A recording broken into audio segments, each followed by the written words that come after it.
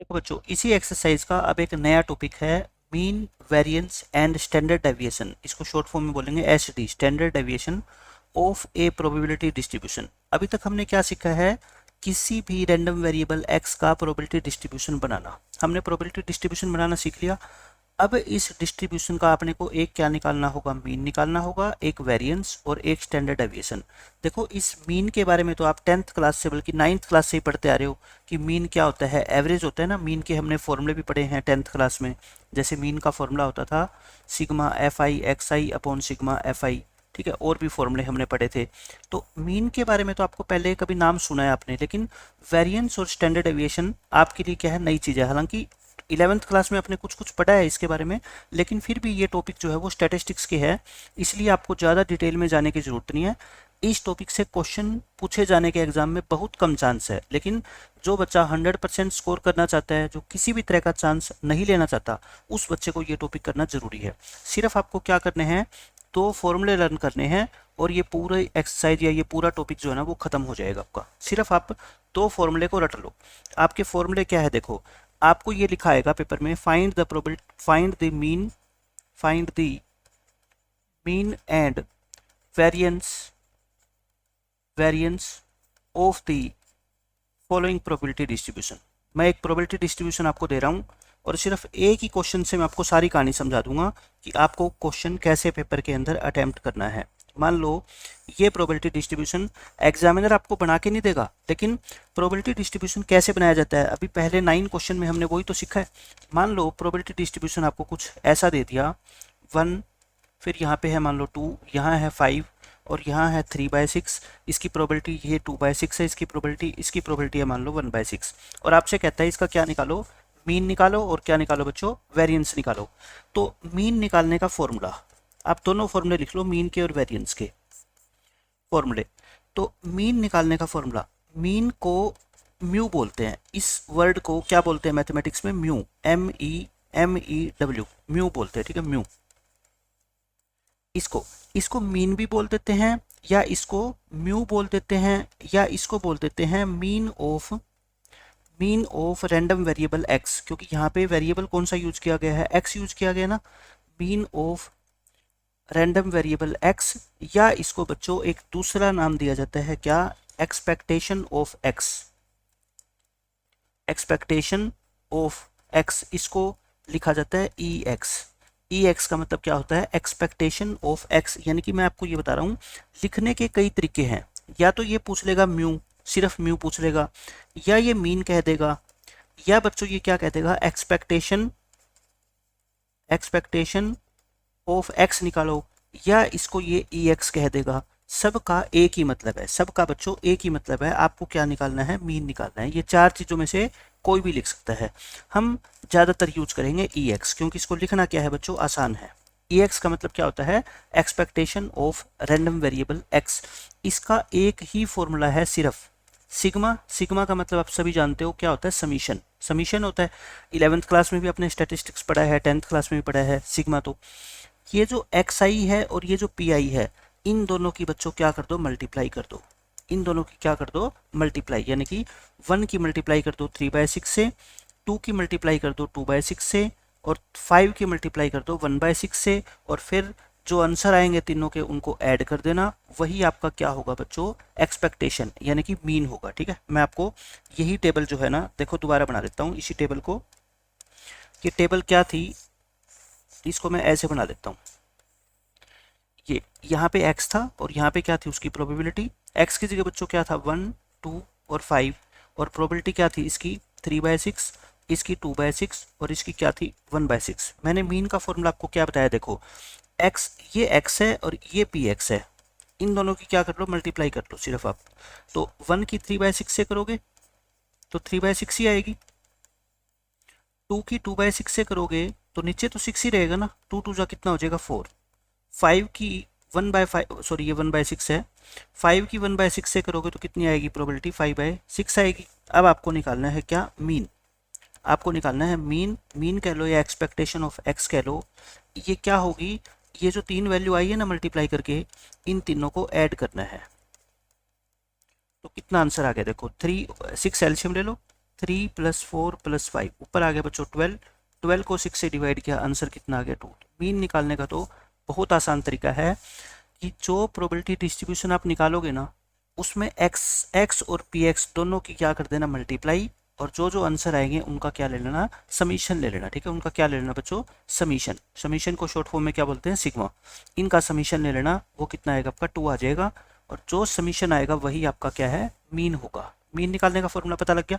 Mean निकालने का formula क्या है, summation of x I P I. यहाँ पे एक्स आई क्या होता है, एक्स आई ये होता है रैंडम वेरिएबल, जो हम एक्स मानते हैं जिसको,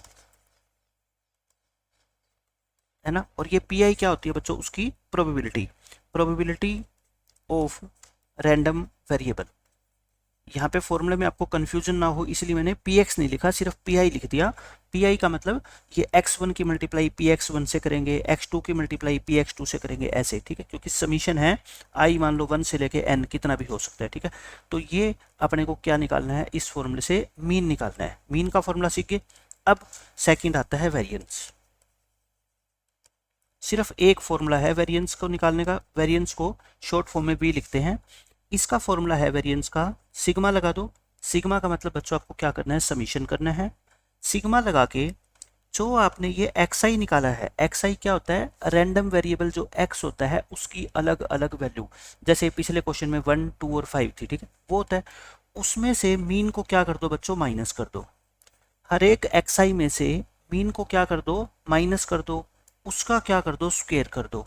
मैं क्या कह रहा हूँ आपको, हर एक एक्स आई में से मीन को माइनस कर दो, उसका स्क्वायर कर दो, और इसकी मल्टीप्लाई कर दो किसके साथ, पी आई के साथ, वही प्रोबेबिलिटी के साथ। यानी कि मीन के अंदर तो देखो आप क्या करते थे, मीन निकालते थे तो हम क्या करते थे, सीधी एक्स आई की मल्टीप्लाई पी आई से करते थे।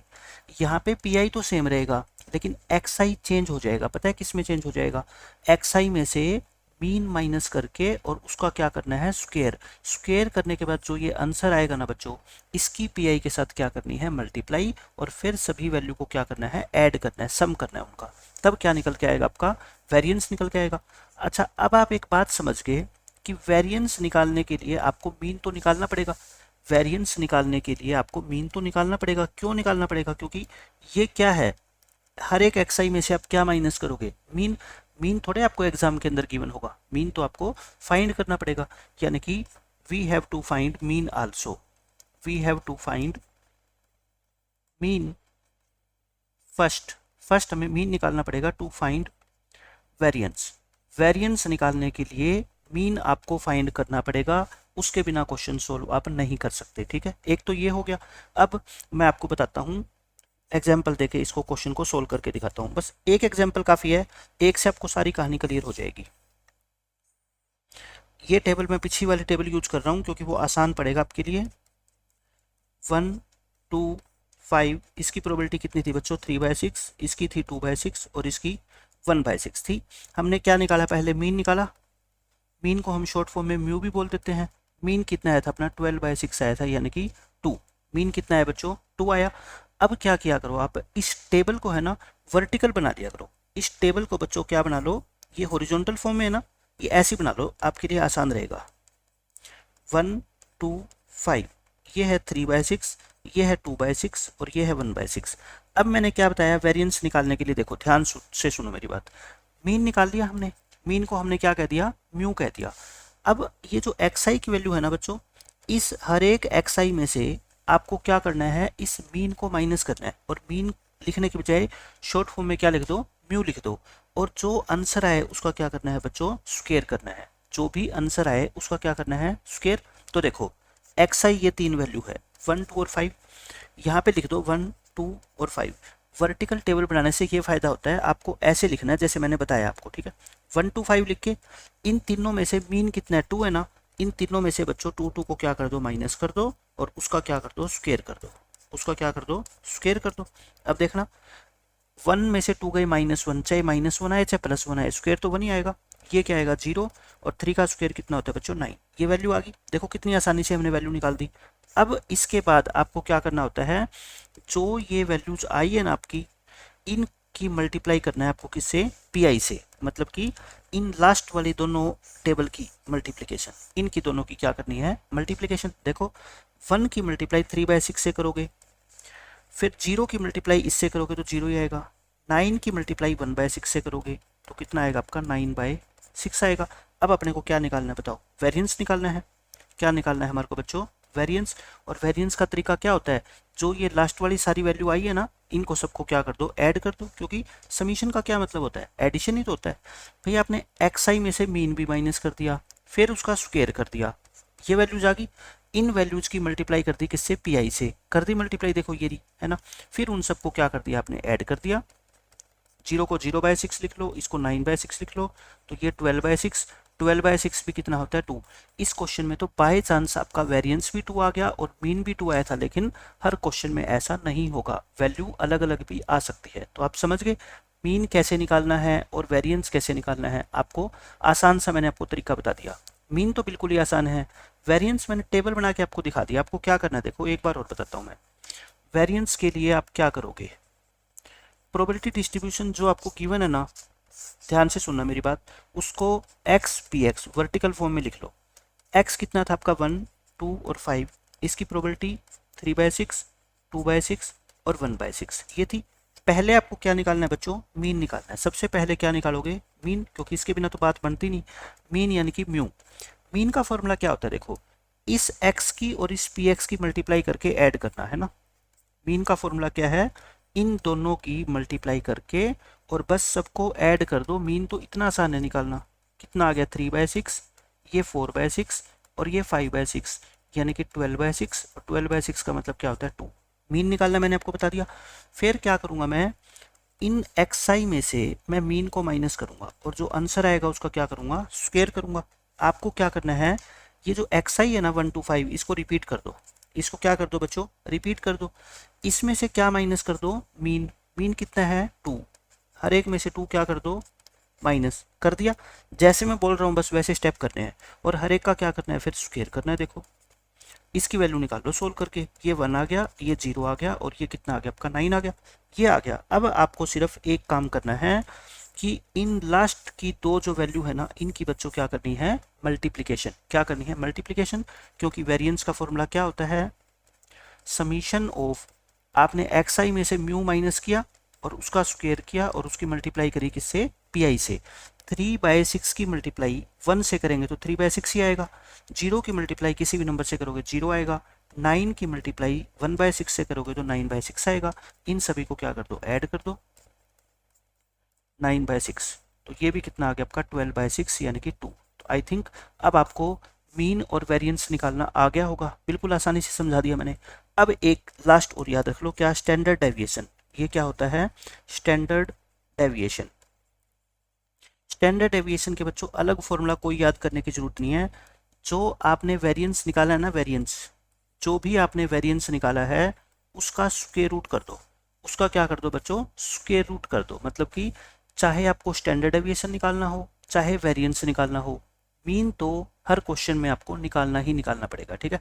मीन निकलने के बाद वेरिएंस आ जाएगा और वेरिएंस का स्क्वायर रूट ले लेंगे तो वो क्या निकल के आ जाएगा, स्टैंडर्ड डेविएशन निकल के आ जाएगा, ठीक है। कहानी खत्म। अब सिर्फ एक लास्ट बात और सुन लो मेरी, लास्ट कॉन्सेप्ट, फिर उसके बाद ये चैप्टर आपका हो जाएगा आसान बिल्कुल। ये कॉन्सेप्ट आपका मीन वेरिएंस स्टैंडर्ड डेविएशन का खत्म। लास्ट कॉन्सेप्ट ये है, मैंने आपको वेरिएंस का एक फॉर्मूला बताया। वेरिएंस का क्या है बच्चों, एक फॉर्मूला हमने किया। कौन सा फॉर्मूला किया हमने, समीशन करना है किसका, हर एक xi में से मीन माइनस करेंगे, और मीन को शॉर्ट फॉर्म में क्या बोलते हैं, म्यू। उसका क्या करेंगे, स्क्वायर करेंगे और उसकी मल्टीप्लाई करेंगे किससे, पी से, और फिर इन सभी वैल्यू को ऐड कर देंगे। ये क्या निकाला मैंने, वेरिएंस निकाला। मान लो मैं एक बात कहता हूँ, लेट जो ये म्यू यानी कि जो मीन है ना, ये जो मीन है ये एक डेसिमल वैल्यू है। ये क्या है बच्चों, एक डेसिमल वैल्यू है। ध्यान से सुनना मेरी बात। ये मान लो एक डेसिमल वैल्यू है, यानी कि आपने टेबल ऐसी बनाई, x ये उसकी प्रोबेबिलिटी, x मान लेता हूं मैं 1 2 3 4 5 6, ये आ गई। अब हम क्या करते हैं, इसकी प्रोबेबिलिटी निकालते हैं। मान लो इसकी प्रोबेबिलिटी 1/6 1/6 1/6 1/6। एक डाई उछाला, डाई उछलने के बाद नंबर क्या क्या आ सकता है, 1 2 3 4 5 6, और हर एक की प्रोबेबिलिटी क्या होती है आपकी, 1/6 होती है। अब आपने क्या निकालना है, मीन निकालना है, यानी कि इन दोनों की क्या करनी है बच्चों, आपको मल्टीप्लाई करनी है।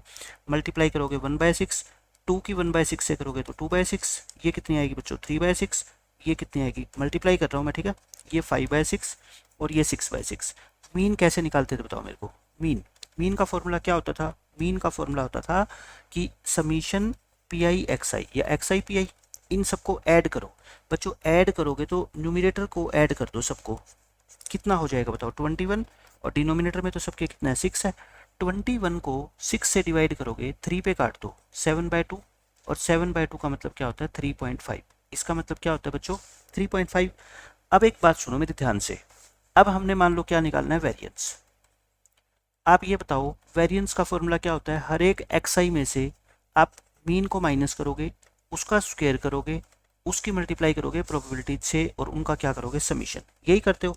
लेकिन एक बात सोचो, ये xi है, ये क्या है बच्चों आपकी xi, और ये क्या रहा आपके सामने मीन। हर एक xi में से मीन को क्या करेंगे माइनस करेंगे, लेकिन मीन देखो क्या है डेसिमल वैल्यू है, क्या है बच्चों एक डेसिमल वैल्यू है या फ्रैक्शनल वैल्यू कह लो, फ्रैक्शन में है।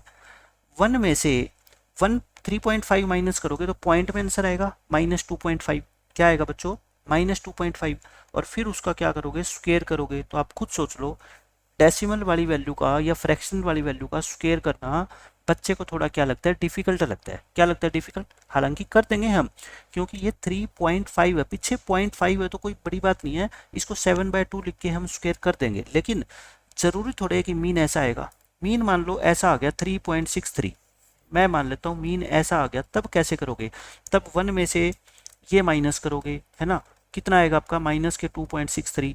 अब फिर इसका क्या करोगे बच्चों स्क्वायर करोगे, तो आप खुद देख लो 263 का स्क्वायर करना कोई आसान बात थोड़ी है। तो मेरे कहने का मतलब ये है, अगर मीन डेसिमल में आ गया तो वेरिएंस इस फॉर्मूले से अगर हम पेपर में निकालने लग गए तो 15 से 20 मिनट लग जाएगी एक क्वेश्चन को सोल्व करने में, ठीक है। तो हम इस फॉर्मूले से नहीं निकालेंगे, तो हम क्या करेंगे, we will use another formula. Answer तो वही आएगा लेकिन कैलकुलेशन क्या हो जाती है बच्चों आसान हो जाती है। अनदर फॉर्मूला टू फाइंड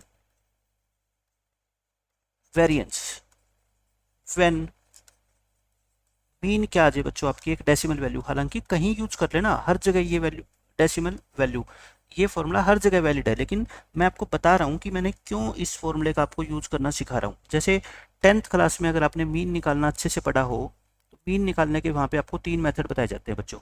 एक तो होता है डायरेक्ट मेथड, एक आपका क्या होता है अज्यूम्ड मेथड होता है, अज्यूम्ड मीन मेथड, और एक आपका होता है शॉर्टकट मेथड। शॉर्टकट मेथड या इसका दूसरा नाम क्या होता है स्टेप डेविएशन मेथड। जिस बच्चे ने 10th क्लास अच्छे से पढ़ी हुई है उसको सारा ध्यान है कि मीन निकालने के वहाँ पे 3 मेथड सिखाए जाते हैं चैप्टर 14 में। लेकिन आप एक ही क्वेश्चन का मीन निकालो, चाहे डायरेक्ट मेथड से, चाहे इस मेथड से, चाहे इस मेथड से, आंसर तो सेम आएगा। लेकिन कई बार एक मेथड से क्वेश्चन सोल्व करना थोड़ा क्या हो जाता है टफ, कैलकुलेशन मुश्किल हो जाती है। उस कैलकुलेशन को आसान बनाने के लिए हम क्या करते हैं बच्चों दूसरा मेथड यूज करते हैं। ये ऐसे ये है, आपको वेरिएंस निकालने का एक मैं दूसरा फॉर्मूला बता रहा हूँ ताकि कैलकुलेशन को मैं क्या कर सकूँ आसान। देखो ई एक्स क्या होता था बताओ, ई एक्स होता था मीन, ई एक्स क्या होता था बच्चों मीन होता था। अब हम लिखेंगे वेरिएंस, इसका फॉर्मूला बिल्कुल आसान है, ई एक्स स्क्वेयर माइनस ई एक्स का होल स्क्वेयर, ये फॉर्मूला है बच्चों। क्या है अभी मैं आपको इसका मतलब समझाऊंगा, एक बार आपको फॉर्मूला रटना है बस, ठीक है। ये क्या है ये कैसे निकलेगा मैं सारी बातें आपको बताऊंगा। इसका मतलब तो सब बच्चे जानते हैं, ई एक्स का होल स्क्वेयर, ये तो होल स्क्वेयर है। होल स्क्वेयर का मतलब ई एक्स को क्या लिखते हैं हम मीन लिखते हैं, ई एक्स को क्या लिखते हैं बच्चों हम मीन लिखते हैं। यानी कि ये जो वैल्यू है ना ये इतनी इतनी, ये तो मीन का होल स्क्वेयर है, लेकिन इसका मतलब बच्चे नहीं जानते कि ये क्या है। कई बच्चे इसका मतलब भी क्या समझ लेते हैं ई एक्स का होल स्क्वायर समझ लेते हैं, लेकिन नहीं बच्चों ये इक्वल नहीं है, ये मीन है।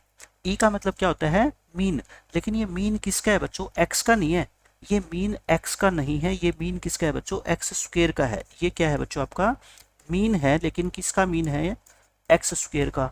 अब आप मेरे को ये बता दो एक्स का जब मीन निकालते थे तो हम क्या करते थे एक्स आई की मल्टीप्लाई उसकी प्रोबेबिलिटी से करते थे। अब एक्स स्क्वेयर का मीन निकालना है तो पहले एक्स स्क्वेयर निकाल लेंगे और फिर उसकी मल्टीप्लाई किससे कर देंगे पी आई से कर देंगे, बस खत्म क्वेश्चन। अब देखो एक एग्जांपल देके मैं समझाता हूँ, सारी कहानी क्लियर हो जाएगी। ये है मान लो आपकी एक्स आई और ये है उनकी प्रोबेबिलिटी। अब देखो एक्स आई क्या थी, मैं वही पहले वाला एग्जाम्पल ले रहा हूँ, 1 2 5, ये हो गया। प्रोबेबिलिटी इसकी है मान लो 3/6, इसकी 2/6 और इसकी क्या 1/6। अभी मैं आपको क्या बता रहा हूँ, वेरिएंस मैंने पहले निकाल के दिखा दिया इसी क्वेश्चन का। अब मैं आपको दूसरा फॉर्मूला सिखा रहा हूँ वेरिएंस का। क्या फॉर्मूला है बच्चों, ई एक्स स्क्वेयर और माइनस ई एक्स का होल स्क्वेयर। ई एक्स का क्या है बच्चों, होल स्क्वेयर है। वेयर वेयर ये लाइन लिख लो, जो ई एक्स है ना, ई एक्स को तो क्या बोलते हैं, mean of random variable x. इसको तो क्या बोलते हैं बच्चों, mean of random variable x, और जिसका फॉर्मूला होता है समीशन पी आई एक्स आई, यही होता है। ई एक्स स्क्वेयर को क्या बोलते हैं, इसको बोलते हैं बच्चों mean of x square, mean of x square. और मीन निकालने का एक ही फॉर्मूला होता है, सिग्मा लगा दो, पी आई की मल्टीप्लाई कर दो बच्चों। अगर एक्स का मीन निकालना है तो एक्स आई वाली वैल्यू से, और एक्स स्क्वेयर का निकालना है तो बच्चों एक्स स्क्वेयर वाली वैल्यू से, ठीक है। अब हमें क्या निकालना है, एक्स स्क्वेयर का मीन निकालना है। तो मैं क्या करता हूँ, पहले एक्स स्क्वेयर निकाल लेता हूँ। यहाँ से क्या निकाल लेता हूँ बच्चों, एक्स स्क्वेयर। 1 का स्क्वेयर करोगे, यहाँ पे 2 का स्क्वेयर करोगे, यहाँ पे 5 का स्क्वेयर करोगे। 1 आ गया, ये 4 आ गया, ये कितना आ गया बच्चों आपका 25, तीनों वैल्यू आ गई। मैं इसी क्वेश्चन का आपको वेरिएंस निकाल के दिखा रहा हूँ दूसरे फॉर्मूले से, कि प्रोसीजर क्या रहेगा। हर एक क्वेश्चन में यही प्रोसीजर है। ये टेबल बना लोगे आप, टेबल तो आपको बनानी पड़ेगी पेपर में, स्टैंड ये प्रोबेबिलिटी डिस्ट्रीब्यूशन। उसके बाद आप एक्स वाली वैल्यूज का क्या करोगे बच्चों, स्क्वायर करोगे। इनका क्या करोगे, स्क्वायर। क्यों, क्योंकि मेरे को इनका क्या चाहिए, मीन चाहिए, ठीक है। अब बताओ, अब इन दोनों की क्या करनी है, मल्टीप्लाई। अब क्या करनी है बच्चों, इन दोनों की आपको मल्टीप्लाई करनी है, कर दो मल्टीप्लाई। मल्टीप्लाई के अंदर मैं लिख रहा हूँ क्या करनी है, पी आई की मल्टीप्लाई एक्स स्क्वेयर से करनी है, यानी इसकी मल्टीप्लाई इससे। 1 की मल्टीप्लाई तो किसी भी नंबर से करो सेम रहेगा, है ना। 2/6 की मल्टीप्लाई बच्चों 4 से करो, तो 4 2 जा 8, 8/6। डिनोमिनेटर में 6 पड़ा रहने दो, काटो मत कभी भी, ठीक है। 25 की मल्टीप्लाई 1/6 से करो, कितना आएगा, 25/6 आएगा। तो बताओ मेरे को, मीन ऑफ एक्स स्क्वेयर क्या आ गया। इनकी मल्टीप्लीकेशन को सभी को क्या कर दो, ऐड, 3 और इन सबको ऐड कर दो, कितना आ गया बताओ, ये 36/6 यानी कि 6 आ गया। ये तो क्या है आपका, ये है ना। अभी हम क्या निकालेंगे, ई एक्स। हम क्या निकालेंगे अब, ई एक्स। ई एक्स क्या होता था बच्चों, सीधा मीन। मीन क्या होता है, एक्स आई और पी एक्स आई को मल्टीप्लाई कर दो, 1 × 3/6, ये तो हम पहले ही कर चुके। 5 × 1/6, तो ये आ गया आपका 12/6, और 12/6 का मतलब क्या होता है, 2। तो हम ई एक्स स्क्वेयर भी निकाल दिया, ई एक्स भी निकाल दिया। अब बताओ वेरिएंस का फॉर्मूला क्या होता था। वेरिएंस का फॉर्मूला होता है बच्चों, ई एक्स, जो स्क्वेयर वाली निकाली है ना वो पहले, और जो मीन निकाला था वो बाद में, और इसका क्या करना है, स्क्वेयर। अब बताना मेरे को, स्क्वेयर वाला जो मीन निकाला आपने वो कितना आया आपका, 6 आया। वो कितना है आपका 6, और ये कितना आया था आपका 2, और इसका क्या करना है आपने, स्क्वेयर। तो 6 में से 4 माइनस कर दो 2, और देख लो पीछे पलट के पेजेज आप, यही 2 मैंने आपको सिंपल फॉर्मूले से निकाल के दिखाया था, और यही 2 मैंने आपको इस फॉर्मूले से निकाल के दिखाया। मैं एक ही एग्जाम्पल बच्चों इसलिए लेके चल रहा हूँ ताकि आपको कन्फर्म रहे कि मेथड कोई भी लगा लो, लेकिन आंसर क्या आने वाला है आपका, सेम आने वाला है, ठीक है। तो वेरिएंस के ये 2 फॉर्मूले आपको याद रखने हैं। अब हम क्वेश्चन करते हैं। ये देखो, अब ये क्वेश्चन सारे हम पहले कर चुके हैं, पहले 9 क्वेश्चन में आ चुके हैं ऐसे ऐसे क्वेश्चन। अब हमारा जो नेक्स्ट स्टेप होगा क्या निकालना है बच्चों, मीन और वेरिएंस निकालना, बस एक एक्स्ट्रा स्टेप बस ये हो गया, ठीक है। अब पढ़ो इस क्वेश्चन को, क्या कहता है, एक पेयर ऑफ डाइस हमने उछाला है, और जो रैंडम वेरिएबल एक्स है ना वो क्या है, with the sum of the numbers that appear on the 2 dice. देखो 2 डाइस को हम उछालेंगे, उनके ऊपर कुछ ना कुछ नंबर आएगा, जैसे इसके ऊपर 3 आएगा, इसके ऊपर 2, इनका सम कितना आएगा 5। इस सम को डिनोट कर दिया हमने किससे, एक्स से। तो आपको इसका मीन निकालना है या एक्सपेक्टेशन निकालनी है। पहले ये बताओ, पहले तो हम क्या निकालेंगे, प्रोबेबिलिटी डिस्ट्रीब्यूशन। आपको ये पता है 2 डाइस के ऊपर जो नंबर का सम आता है ना बच्चों, वो 2 भी आ सकता है, 3 भी, 4 भी, 12 तक आ सकता है, ठीक है। हम क्या लिख देंगे, लेट एक्स को मान लो, क्या मानना है इसने एक्स को, sum of the numbers on 2 dice, sum of the numbers on 2 dice, यही माना है एक्स को। सो एक्स की वैल्यू क्या क्या हो सकती है, कि 2 डाइस के ऊपर क्या क्या वैल्यू, क्या क्या सम आ सकता है बच्चों। सम दोनों का 2 भी आ सकता है, 3 4 5 6 7 8 9 10 11 और 12। और सबसे पहले लेक्चर के अंदर मैंने सारी कहानी आपको बताई हुई है कि सम आने की प्रोबेबिलिटी क्या होती है। प्रोबेबिलिटी सम 2 आए तो 2 के फेवर में बच्चों केस कितना होता है, एक, 1 1 है ना, दोनों के ऊपर क्या है, 1 1 आए तो 1/36, क्योंकि टोटल केसेस कितने होते हैं 36 जब दो डाइस को उछालते हैं। सम कितना आए बच्चों, 3 आए तो 3 के फेवर में मैंने याद करने का तरीका भी बता रखा है ना, मैंने आपको याद करने का तरीका भी बता रखा है। फेवरेबल केसेस कैसे बता रखा है, पहले 7 तक एक एक कम करके लिख दो, 2 के नीचे 1, 3 के नीचे 2, 4 के नीचे 3, फिर 4, फिर 5, फिर 6, फिर लास्ट से स्टार्ट कर दो 1 2 3 4 और 5। ये देखो मैंने 12 के 12 लिख दिया, ठीक है। अब मेरे को क्या करना है, इनकी प्रोबेबिलिटी निकालनी है। सम 4 आए बच्चों, लिख दोगे ये तो 3/36, सम 5 आए आपका यानी कि 4/36, सम फिर 6 आए आपका, 6 के फेवर में कितने केस होते हैं, 5 होते हैं। सम आपका 7 आए, 7 के फेवर में 6 केस होते हैं। सम आपका 8 आए, 8 के फेवर में कितने केस होते हैं, देखो 5। अब एक एक कम करना स्टार्ट कर दो, ठीक है। सम 9 आए, 5 से एक कम कर दो 4। सम 10 आए, सम 10 आए आपका, 4 में से एक और कम कर दो। सम आपका 11 आए, 3 में से एक और कम कर दो। और सम 12 आए, मतलब एक ही केस होगा, दोनों जगह 6 6 आए यानी कि 1/36 ये आ गई। अब आपको क्या निकालना है, इनका मीन निकालना है। देखो मीन निकालने का तो बहुत ही आसान तरीका होता है, आप चाहे टेबल बना लो, है ना। पहले क्या लिखोगे, प्रोबेबिलिटी डिस्ट्रीब्यूशन इज, पहले आप बनाओगे प्रोबेबिलिटी डिस्ट्रीब्यूशन, वो तो आपको हर क्वेश्चन में बनाना ही बनाना पड़ेगा। पहले 10 क्वेश्चन में हमने क्या किया, यही तो किया है पहले 9 क्वेश्चन में।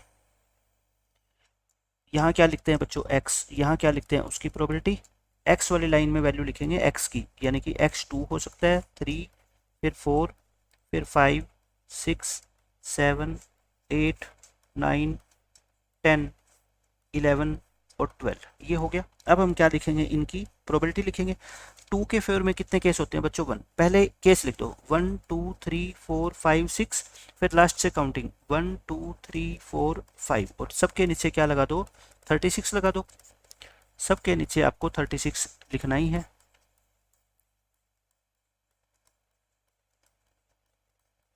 ये लिख दिया हमने, ठीक है। अब हम क्या निकालेंगे, मीन निकालेंगे। अब बस मीन का फॉर्मूला बताओ, सीधा सीधा क्या होता है, summation x I into P I. तो दोनों की इनकी क्या कर लो बच्चों, मल्टीप्लाई कर दो।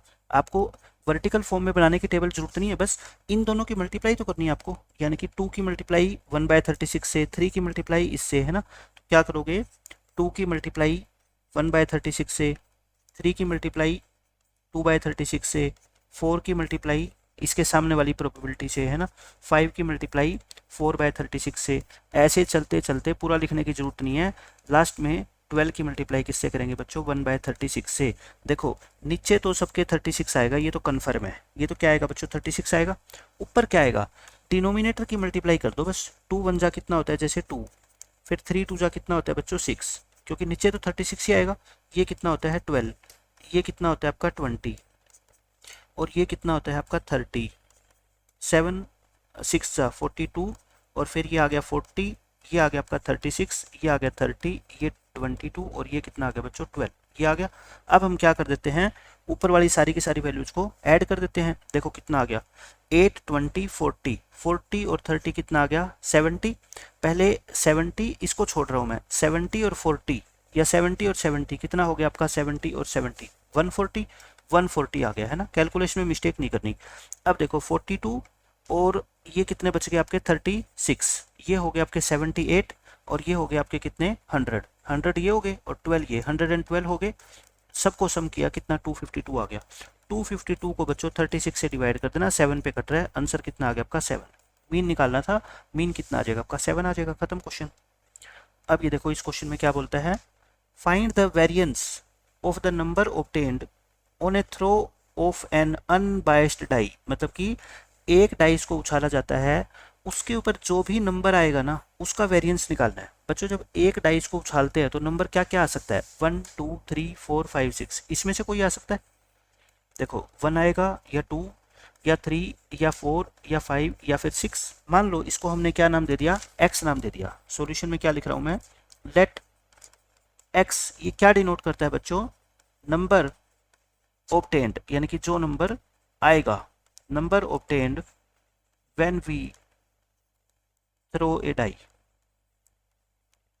एक डाइस को उछालते हैं तो जो नंबर आएगा उसको हमने क्या नाम दे दिया, x, यानी कि x की वैल्यू क्या हो सकती है बच्चों, 1 हो सकती है, 2 हो सकती है, 3 4 5 और क्या हो सकती है आपकी 6, इनमें से कोई भी हो सकती है। अब मैं क्या बनाऊंगा, प्रोबेबिलिटी डिस्ट्रीब्यूशन। प्रोबेबिलिटी डिस्ट्रीब्यूशन बना दो, टेबल बना दो सीधी, अलग अलग लिखने की जरूरत नहीं है आपको, अब सीधी टेबल ही बना सकते हो आप, क्योंकि अभी बहुत काम करना अपने को बाकी है ना, मीन निकालना पड़ेगा, वेरिएंस निकालना पड़ेगा। अब बताओ एक्स की जगह तो 1 2 3 4 5 और 6 ये लिखेंगे। प्रोबेबिलिटी इनकी कितनी होगी बताओ, एक डाई के ऊपर 1 आने के चांस कितने होते हैं, 1/6 होते हैं, क्योंकि इन 6 में से 1 कितना है, एक ही तो है। 2 भी तो कितनी बार है, 1 बार है, तो यानी कि 1/6 है। सभी की प्रोबेबिलिटी कितनी होती है बच्चों, इक्वल होती है 1/6। ये आ गया। अब क्या निकालो, सबसे पहले क्या निकालोगे बच्चों आप, मीन। मीन का फॉर्मूला क्या होता है, इन दोनों की सिर्फ आपको मल्टीप्लाई करनी है और ऐड करना है, ठीक है। जैसे 1 की मल्टीप्लाई 1 से करोगे 1, नीचे 6, 2 की मल्टीप्लाई 1 से करोगे 2, नीचे 6, ऐसे 3/6 हो जाएगा, ऐसे आपका 4/6 हो जाएगा, ऐसे बच्चों 5/6, और ये कितना होएगा 6/6। ऊपर ऐड करो, 6 10 15 21, 21/6, और 21/6 को बोलते हैं 7/2। तो अपना मीन क्या आ गया, 7/2 आ गया। अब मैंने बताया था अगर मीन फ्रैक्शन में आ जाए, मीन क्या आ जाए बच्चों, फ्रैक्शनल या डेसिमल वैल्यू आ जाए, तो अपने को वेरिएंस का अब सेकंड फॉर्मूला लगाना है, ठीक है। अब हम क्या करेंगे, वेरिएंस का फॉर्मूला लगाएंगे, लेकिन कौन सा, लिख लो वेरिएंस का फॉर्मूला ई एक्स स्क्वेयर। पहले एक्स स्क्वेयर का मीन निकालेंगे, फिर जो एक्स का मीन निकाला है उसका क्या करेंगे, स्क्वेयर, ये होगा। अब टेबल को क्या बना लो बच्चों, वर्टिकल फॉर्म में बना लो, ताकि आपका क्वेश्चन क्या हो जाए, आसान हो जाए। यहाँ पे x लिखो, यहाँ पे उसकी प्रोबेबिलिटी, x क्या था 1 2 3 4 5 6, यहाँ प्रोबेबिलिटी, सबकी प्रोबेबिलिटी कितनी है 1/6 है। ये लो मैंने सबकी प्रोबेबिलिटी के आगे 1/6 लिख दिया। अब क्या लिखेंगे हम, अब हम लिखेंगे बच्चों x का स्क्वायर, क्योंकि मीन तो हम निकाल ही चुके पीछे 7/2। x जो ये नंबर x है ना, इसका क्या कर दो, स्क्वायर कर दो। 1 का स्क्वायर 1 होता है, 2 का स्क्वायर 4 होता है, 3 का स्क्वायर 4 का, 5 का और 6 का, स्क्वायर कर दिया। बस बच्चों अब आपको स्क्वायर करते ही क्या करना है, इनकी दोनों की मल्टीप्लाई करनी है, यानी कि जो xi का स्क्वायर किया है और जो pi इनकी प्रोबेबिलिटी है उनकी मल्टीप्लाई, यानी कि इन दोनों की क्या करनी है, मल्टीप्लाई। देखो मल्टीप्लाई में नीचे तो 6 ही रहेगा, ऊपर न्यूमिनेटर की मल्टीप्लाई इससे करते रहो बस, ठीक है। ये 4 वन जा कितना हो जाएगा 4, 4/6, 9 वन जा 9 यानी 9/6, 16 हो जाएगा ये आपका। और ये कितना हो जाएगा आपका बच्चों 25 हो जाएगा, क्योंकि नीचे तो सबके 6 है और ऊपर 1 है, ये हो गया। अब आप क्या करोगे, मीन निकालोगे किसका बच्चों, एक्स स्क्वेयर का। बस आपको इन सबको क्या करना है, इन सबका क्या करना है बच्चों, एडिशन करना है। यहाँ पे क्या करना है, इनका एडिशन या समीशन, तो कर लो। 1/6 यानी कि 6 तो नीचे रहेगा, 1 4 9 16 25 36, और नीचे कितना है बच्चों 6 है, ठीक है। करें इसको सोल्व, तो कितना आगे देखो 14 30 और ये 66 और 91, यानी कि 91/6 आ गया। आगे ये कटेगा नहीं, 91/6 आ गया। अब आपको निकालना है क्या, वेरिएंस। यहाँ पे ऊपर मैंने p लिख दिया, आप p की जगह क्या लिख दो बच्चों, e लिख दो, p की जगह क्या लिख दो, e। वेरिएंस का फॉर्मूला क्या होता है बताओ, e ऑफ एक्स स्क्वायर और माइनस जो आपने पीछे ex निकाला था, यानी कि मीन निकाला था, उसका क्या करो, स्क्वायर करो। ये क्या निकाला आपने 91/6, इसका स्क्वायर नहीं करना, ये तो 91/6 आएगा। मीन आपने कितना निकाला था, देखो 7/2, आपने कितना निकाला था 7/2, इसका क्या करोगे, स्क्वायर करोगे बस। तो 91/6 ये हो गया 49/4, एलसीएम ले लो 12, 12 एलसीएम लोगे तो ये आ गया 182 और ये आ गया आपका 147, तो 32 35 35/12। इस क्वेश्चन का मीन क्या आ जाएगा, सॉरी वेरिएंस क्या आ जाएगा 35/12। आसान है क्वेश्चन। अब देखो ये क्वेश्चन, इस क्वेश्चन को ध्यान से समझ लो, पहले भी हम ये सेम क्वेश्चन कर चुके हैं, और ये आपका क्वेश्चन नंबर 17 है इसी एक्सरसाइज का, यानी एक्सरसाइज 13.4 का यही क्वेश्चन है। वहाँ पे नंबर ऑफ किंग्स की जगह बच्चों नंबर ऑफ एसीज है, इक्के जो होते हैं, ठीक है। पहले भी हम ये क्वेश्चन कर चुके हैं, लेकिन वहाँ विद रिप्लेसमेंट था। अब की बार क्या है क्वेश्चन बच्चों, विदाउट रिप्लेसमेंट है, तो इन क्वेश्चंस में फर्क समझना। तो इस क्वेश्चन में क्या कहता है आपको, दो कार्ड निकाले हैं हमने साइमल्टेनियसली, मतलब एक साथ निकाले हैं, एक साथ कह लो या सक्सेसफुली। सक्सेसफुली का मतलब होता है बच्चों एक एक करके, लेकिन विदाउट रिप्लेसमेंट। देखो ताश की गड्डी में से आप दोनों कार्ड एक साथ निकाल लो, चाहे एक एक करके निकाल लो, विदाउट रिप्लेसमेंट, दोनों का एक ही मतलब है, ठीक है। 52 पत्तों में से आपको मीन निकालना है, वेरिएंस निकालना है, एसडी निकालना है, नंबर ऑफ किंग्स का बच्चों किसका निकालना है, नंबर ऑफ किंग्स। तो लेट कर लो, नंबर ऑफ किंग्स को कौन डिनोट करता है, एक्स डिनोट करता है, एक्स डिनोट करता है नंबर ऑफ किंग्स को। तो फिर मेरे को ये बताओ एक्स की वैल्यू, जब आप दो कार्ड निकालोगे तो हो सकता है उनमें से कोई भी किंग ना आए, हो सकता है उनमें से एक किंग आ जाए, हो सकता है उनमें से दोनों के दोनों किंग आ जाए। तो एक्स की वैल्यू क्या हो सकती है, 0, 1 और 2। अब हम लिखें एक एक करके। Probability of x is equal to 0, इसका मतलब है बच्चों प्रोबेबिलिटी ऑफ गेटिंग 0 किंग, मतलब कि एक भी बार किंग ना आए। आप बच्चों दो पत्ते निकालोगे, ये 52 कार्ड्स है आपके सामने, है ना, 52 कार्ड है अलग अलग सारे, उनमें एक भी पत्ता किंग ना आए। अब ये बता दो मेरे को, इन 52 में से 4 तो क्या होते हैं, किंग होते हैं, और 48 क्या होते हैं बच्चों, अदर्स होते हैं, है ना, ये किंग्स होते हैं, तभी तो 52 बनते हैं। अब किंग नहीं आएगा, यानी कि ना तो पहला कार्ड किंग आए और ना ही दूसरा कार्ड किंग आए, पहला किंग ना आए उसकी प्रोबेबिलिटी कितनी है बच्चों, 48/52 है। कोई भी बच्चा कहेगा सर बिल्कुल है, क्योंकि किंग नहीं आएगा तो बाकी 48 में से कोई ना कोई कार्ड आएगा, ठीक है। पहला कार्ड किंग ना आए उसकी प्रोबेबिलिटी क्या है, यही तो होती है।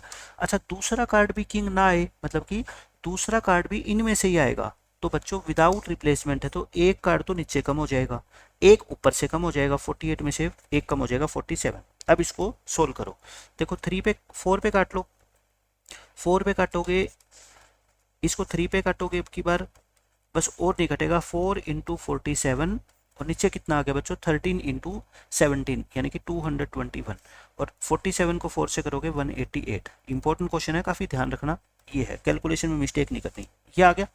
अब आप क्या निकालोगे, probability of x is equal to 1, यानी कि प्रोबेबिलिटी ऑफ गेटिंग 1 किंग।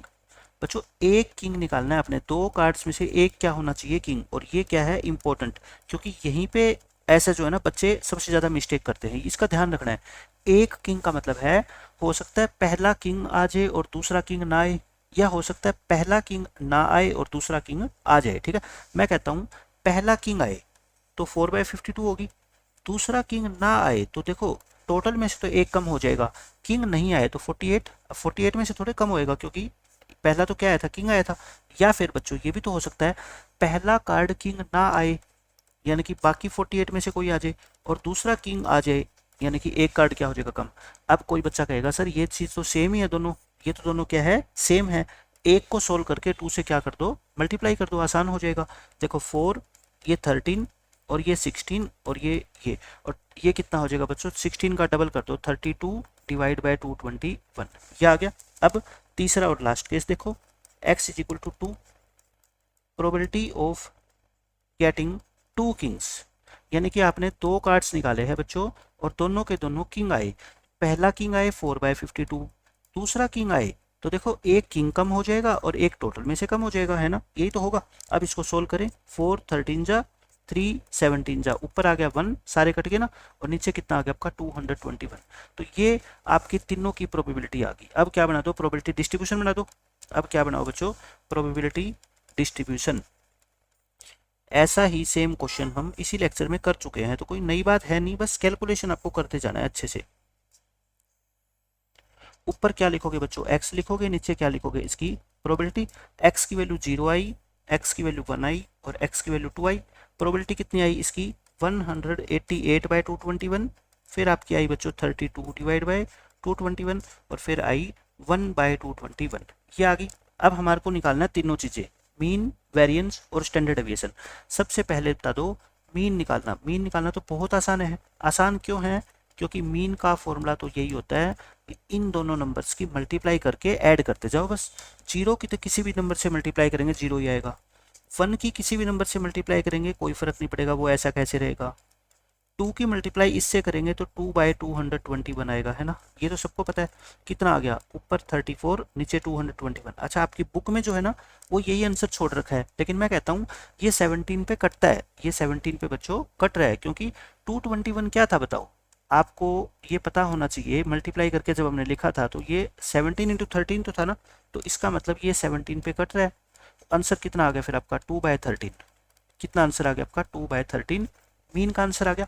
अभी मैंने आपको एक बात बताई थी कि अगर बच्चों मीन का आंसर फ्रैक्शन में आ जाए तो हम वेरिएंस का फिर दूसरा फॉर्मूला लगाएंगे, ठीक है। दूसरा फॉर्मूला क्या होता है वेरिएंस का, बताओ। वेरिएंस को हम क्या लिखते हैं, e(x², यानी कि x² का मीन, और जो ऊपर मीन निकाला है उसका स्क्वायर क्या कर देंगे, इसमें से माइनस कर देंगे, तो बस अब करो स्क्वायर। अब हम क्या बनाएंगे, इस टेबल को वर्टिकल फॉर्म में लिख लेते हैं। कोई मुश्किल नहीं है, चीज़ें बस लिखते जाओ जैसे मैं कहता हूँ, आपके लिए आसान होता जाएगा।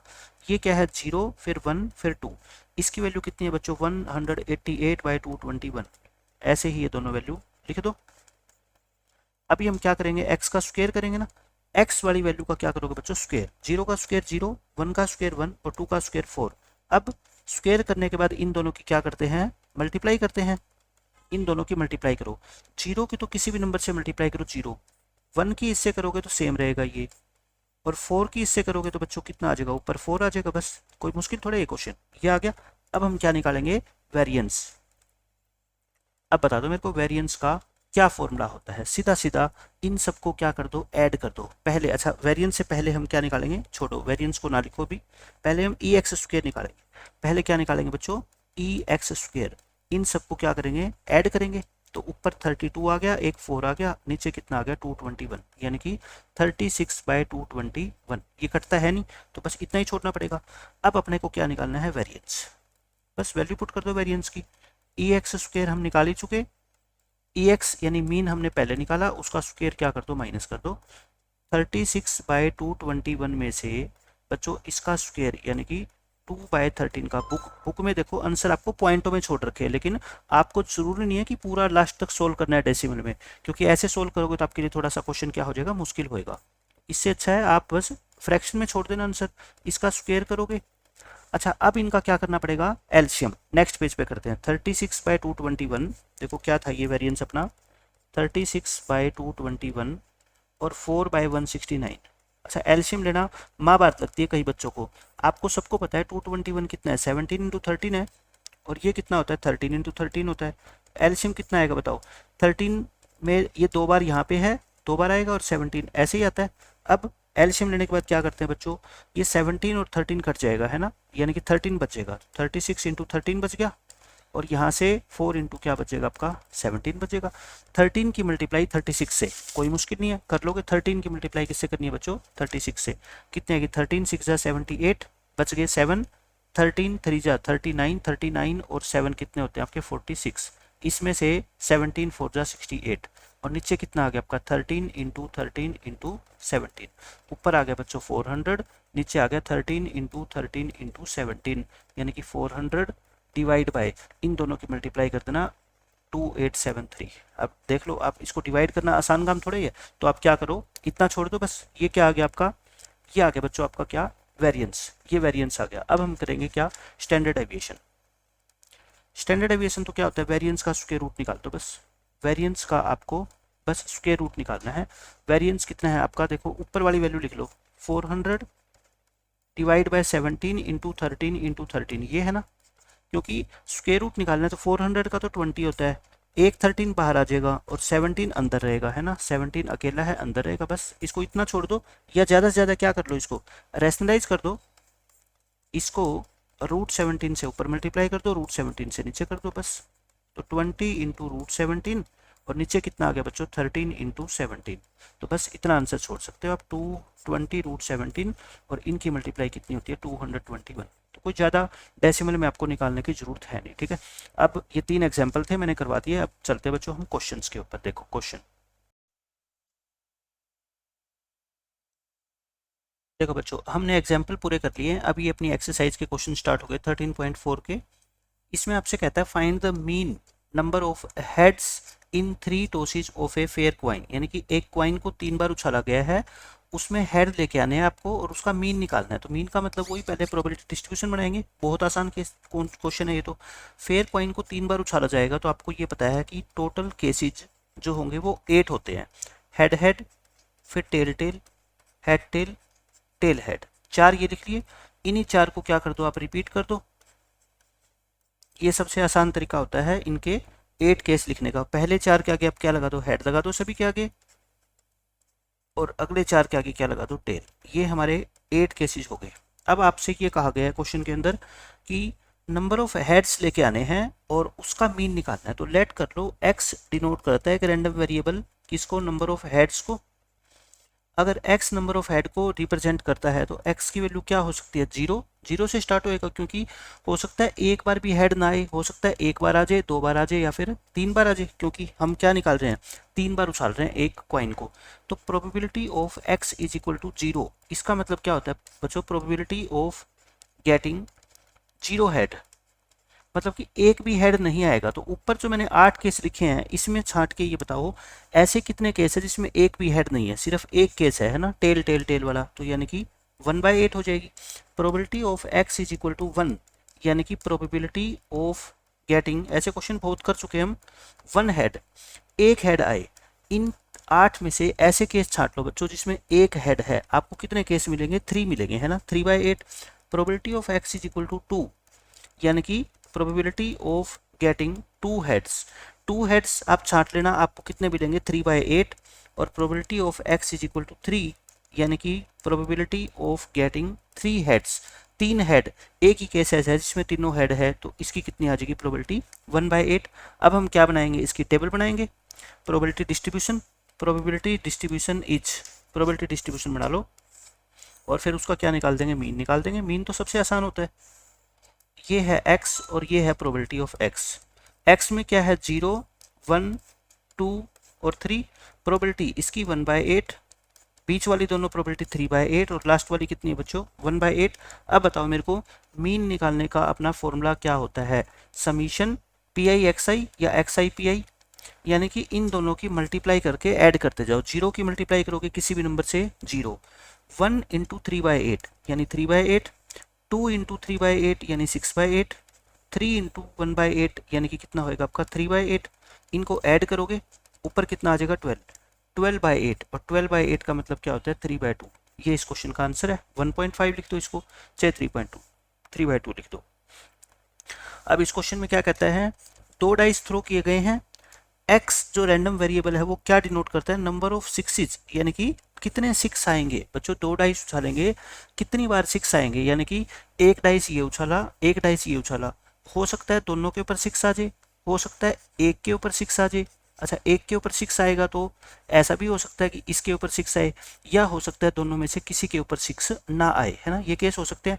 Find the expectation of x, expectation का मतलब बच्चों ex, यानी कि अपने को वही मीन निकालना है। 2 डाइस को उछाला गया है और कितने 6 आ सकते हैं, हो सकता है एक के ऊपर भी 6 ना आए, हो सकता है एक के ऊपर आ जाए, हो सकता है दोनों के ऊपर आ जाए। तो हम क्या लिख लेते हैं, लेट कर लो, x डिनोट करता है किसको, नंबर ऑफ सिक्सेज। देखो 2 डाइस को उछाला गया है और कितने 6 आते हैं, हो सकता है दोनों के दोनों पे 6 आ जाए, हो सकता है एक के ऊपर आए, या हो सकता है फिर कोई भी 6 ना आए, यानी कि x की वैल्यू क्या हो सकती है, 0, 1 या फिर 2। समझ गए ना, 0, 1, 2 क्यों हो सकती है। अब हम निकालते हैं probability of x is equal to 0। ध्यान से समझना, x इज इक्वल टू 0 का मतलब होता है प्रोबेबिलिटी ऑफ गेटिंग नो 6, यानी कि कभी भी 6 ना आए। एक बात बताओ, 2 डाइस को उछाला एक साथ, 6 ना आए, मतलब कि पहले डाइस के ऊपर भी 6 नहीं आएगा और दूसरे पे भी 6 नहीं आएगा। पहले पे 6 नहीं आएगा तो कोई बाकी 5 में से कोई नंबर आएगा, यानी कि प्रोबेबिलिटी कितनी होगी बच्चों, 5/6। दूसरे पे भी 6 नहीं आएगा, मतलब कि ये भी कितनी होगी, 5/6। तो 25/36 हमारी प्रोबेबिलिटी होती है क्या, कि दोनों डाइस में से किसी के ऊपर भी 6 ना आए। फिर हम लिखते हैं probability of x is equal to 1, यानी कि प्रोबेबिलिटी ऑफ गेटिंग 1 6। अब ये जो 1 वाला केस होता है ना, ये ध्यान रखना होता है, एक 6 हो सकता है पहले पे एक 6 आ जाए दूसरे पे ना आए, हो सकता है पहले पे ना आए दूसरे पे आ जाए। पहले डाइस पे 6 आए बच्चों, 6 आने की प्रोबेबिलिटी 1/6, और दूसरे पे 6 नहीं आना चाहिए, मतलब कि 5/6 हो जाएगी, है ना। या फिर ये भी तो हो सकता है पहले पे 6 ना आए, बाकी 5 में से कोई नंबर आए और दूसरे पे क्या आ जाए बच्चों, 6 आ जाए। तो ये 5/36 और 5/36 यानी कि 10/36 होगी। फिर आप निकालो probability of x is equal to 2, ये होता है प्रोबेबिलिटी ऑफ गेटिंग 2 6 बच्चों, दोनों के ऊपर 6 आए, तो यानी कि पहले पे भी 6 और दूसरे पे भी 6 आए, तो आंसर कितना होएगा आपका 1/36। मैंने क्या निकाल दी, तीनों की तीनों प्रोबेबिलिटी निकाल दी। अब हम क्या बनाएंगे, इसका प्रोबेबिलिटी डिस्ट्रीब्यूशन बनाएंगे। ये लो प्रोबेबिलिटी डिस्ट्रीब्यूशन बना रहा हूँ मैं, x और ये प्रोबेबिलिटी ऑफ x की वैल्यू 0, 1 और 2। प्रोबेबिलिटी बच्चों इसकी कितनी है 25/36, ये है 10/36, और ये है 1/36। अच्छा आप है ना वेरीफाई भी कर सकते हो, मैंने बता रखा है ना सभी प्रोबेबिलिटीज का सम कितना होना चाहिए 1। आपको निकालना क्या है ई एक्स यानी मीन निकालना है। ई एक्स का फॉर्मूला क्या होता है summation x I P I, इनकी मल्टीप्लाई करो 0 1 से करोगे तो 10/36, इसकी मल्टीप्लाई 2 से करोगे तो 2/36, ऐड करो 12/36, 12 को 36 से डिवाइड करोगे यानी कि 1/3। इस क्वेश्चन का आंसर क्या आ जाएगा 1/3 आएगा। ठीक है। अच्छा कई बच्चों को क्या है ना ये समझ नहीं आती ये चीज़ें कि ये 5/6 कैसे आया। इस क्वेश्चन का जो मीनिंग है ना वो यही है कि दो डाइस को जब आप उछालते हो तो ये बताओ टोटल केसेस कितने होते हैं जब दो डाइस को आप उछालते हो 36 होते हैं ना, 36 होते हैं। बिल्कुल मैं इसको एक एक क्वेश्चन को करके दिखाऊंगा आपको आसानी से ताकि हर बच्चे को समझ आए। तो हम है ना ये 36 केसेस लिख लेते हैं क्योंकि एक ही क्वेश्चन को सोल्व करने का एक मेथड नहीं होता, मैथ्स में काफ़ी मेथड होते हैं, वो हमारी सोच पे डिपेंड करता है कि हम सोचते कैसे हैं क्वेश्चन को। मैं आपको बताता हूँ कि इसी क्वेश्चन को हम ऐसे भी कर सकते थे। ये केसेस आपको लिखने पड़ेंगे 36, 25, 26, फिर इसी तरह से 31, 32, 33, 34, 35, 36 और फिर यहाँ पे क्या लिख देंगे 41 और फिर इस तरह से लास्ट में लिख दो 46, फिर 51, फिर लास्ट में लिख दो बच्चों 56 और फिर हम क्या लिखेंगे 61, 62, 63, 64, 65 और 66। अब आप खुद देखो मैंने क्या निकाली थी probability of x is equal to 0, यानी कि ऐसे केस जिसमें कहीं पे भी 6 ना हो, कहीं पे भी 6 ना हो। देखो बच्चों ध्यान से देखो मेरी बात, इन 11 केसेस के ऊपर आपको 6 मिलेंगे। कितने हो गए ये 6 हो गए और 5 यहाँ से मिलेंगे। ये 11 केसेज है जिनमें आपको क्या मिलेंगे 6 मिलेंगे यानी कि कॉर्नर कॉर्नर वाले। बाकी 25 जो रह गए ना वो आपके कहीं पे भी आपको 6 नहीं मिलेगा। तो मैंने यही प्रोबेबिलिटी निकाली थी। फिर आप मेरे को बताओ x इज इक्वल टू 1 मतलब कि 1/6 प्रोबेबिलिटी ऑफ 1/6। इन 36 में से ऐसे केस छांट लो जिनमें एक 6 हो, सिर्फ एक बार 6 हो, है ना। ये देखो 6 तो आपको इनमें मिलेंगे, 6 ये और 5 ये 11 है, लेकिन इनमें से ये एक केस नहीं लेना क्योंकि आपको 6 एक बार लेके आना सिर्फ, है ना। इसमें तो 2 बार है तो बाकी रह गए कितने 10 और यही तो मैंने लिखा था 10/36 प्रोबेबिलिटी ऑफ गेटिंग 2/6।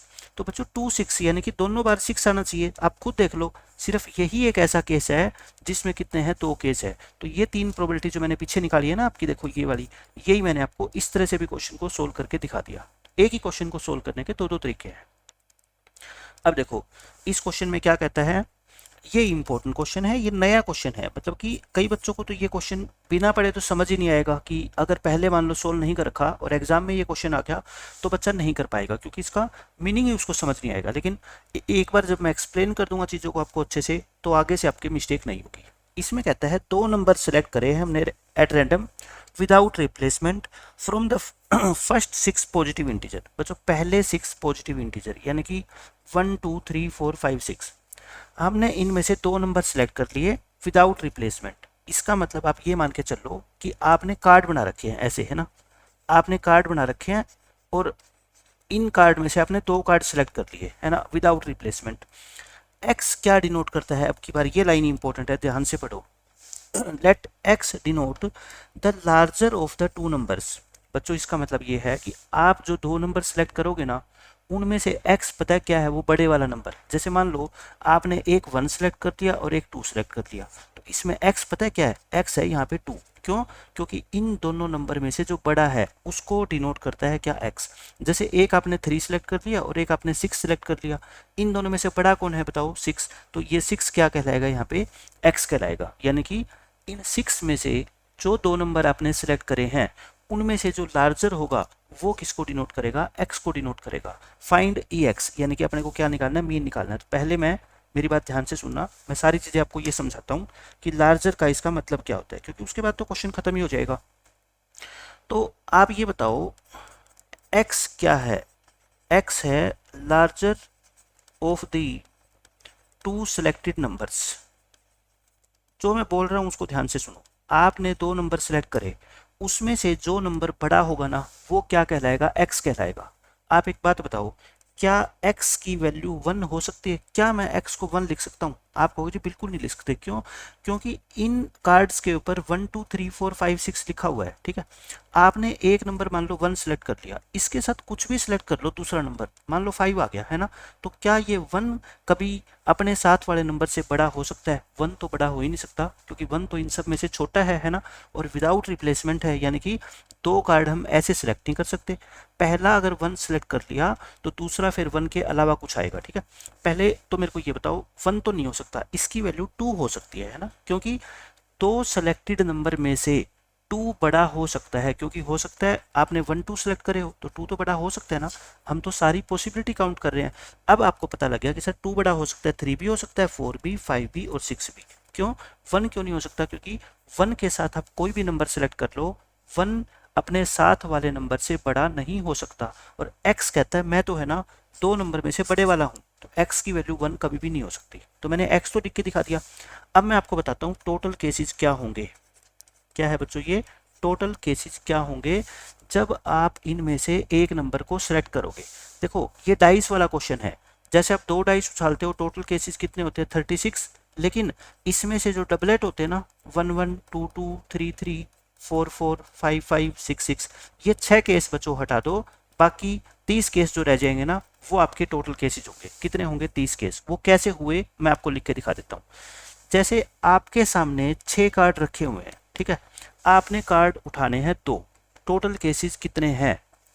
एक तो तरीका ये होता है बच्चों इसका कि 6 में से आपने 2 कार्ड उठाने हैं, है ना, 6 में से 2 कार्ड उठाने हैं 6C2, लेकिन इसको अरेंज करना है, मतलब कि पहले 2 उठाया फिर 3 उठाया, या पहले 3 उठाया और फिर 2 उठाया, मतलब कि ये दोनों अलग अलग है।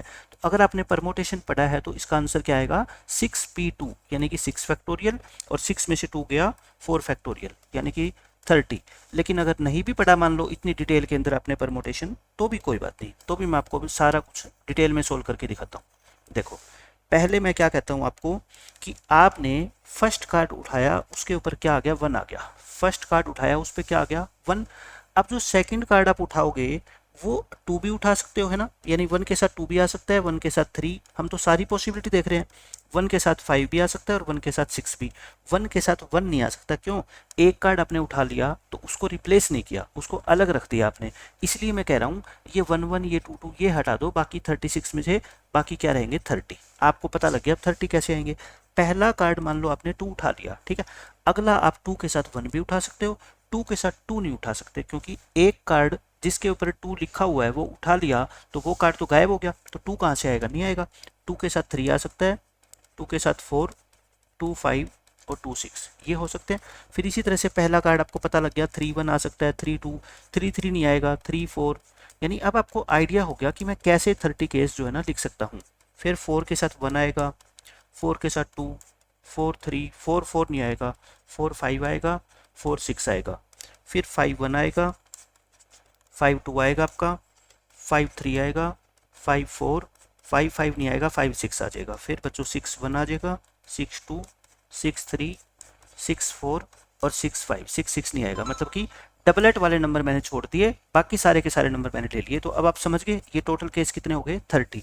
अब इनमें से x की वैल्यू 2 3 4 5 6 हो सकती है। अब हम प्रोबेबिलिटी निकालते हैं एक एक करके। प्रोबेबिलिटी निकालते हैं बच्चों क्या, x इज इक्वल टू 2। इसका मतलब ये है बच्चों आपको प्रोबेबिलिटी निकालनी है कि the larger number is 2, the larger number is 2, यानी कि जो 2 नंबर आप सेलेक्ट करोगे उसमें से 2 बड़ा होना चाहिए। आप ये बताओ एक नंबर आपने 2 सेलेक्ट कर लिया है ना, 2 बड़ा है, इसका मतलब 2 तो आया है, 2 के साथ क्या आ सकता है, फिर 2 के साथ आप 1 ही सिलेक्ट कर सकते हो, क्योंकि 2 तो 1 से ही तो बड़ा होता है, बाकी 3 4 5 6 से तो बड़ा नहीं हो सकता। और आप यहाँ पे किसकी प्रोबेबिलिटी निकाल रहे हो, 2 बड़ा होने की, तो 2 के साथ सिर्फ आप 1 ले सकते हो। कहने का मतलब 2 1 भी आ सकता है या फिर 1 2 भी आ सकता है। आप पीछे वाली टेबल जो मैंने बनाई है ना, ये वाली टेबल बच्चों, इसमें से आप वे केस छांट लो जिसमें 2 के साथ 1 आया है, क्योंकि 2 के साथ और नंबर नहीं आ सकता। तो कोई बच्चा कहेगा सर एक तो ये और एक ये 2 ही केस आपको ऐसे मिलेंगे जिसमें 2 क्या है बड़ा है, 2 क्या है दूसरे नंबर से बड़ा है, बाकी कोई केस आपको नहीं मिलेंगे। तो इसकी प्रोबेबिलिटी कितनी होगी 2/30। 30 क्यों लिखा, क्योंकि टोटल केस कितने हैं बच्चों 30। अब कोई बच्चा कहेगा सर अब मेरे को समझ आ गया, probability of x is equal to 3 निकाल रहा हूँ, मतलब क्या है probability of the larger number is 3, यानी कि जो दो नंबर आपने सेलेक्ट करे है ना उनमें 3 बड़ा होना चाहिए। तो आप खुद सोचो, 3 के साथ आप 1 का पेयर भी बना सकते हो और 3 के साथ आप 2 का पेयर भी बना सकते हो। क्यों?